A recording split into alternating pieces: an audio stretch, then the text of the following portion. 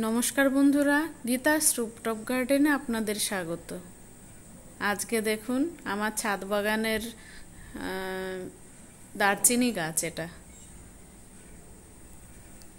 অনেক বড় হয়ে গিয়েছে দারচিনির গাছটা।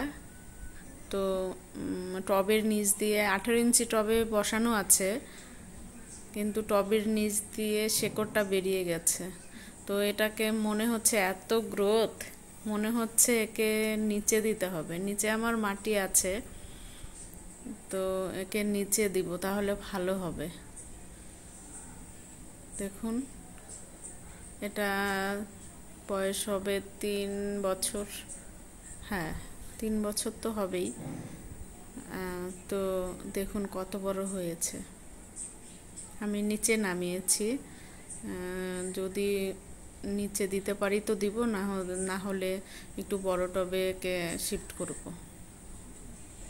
দেখুন কত বড় হয়েছে আমার দারচিনি গাছটা।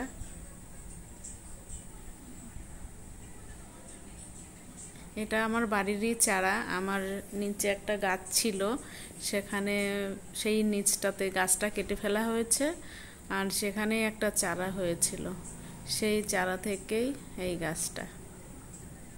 তো আমি প্রথমে ভেবেছিলাম তেজপাতার গাছ। আগে তেজপাতাও ছিল আমাদের বাড়িতে নিচে, তো গ্রাউন্ডে বাগান ছিল। তো দেখি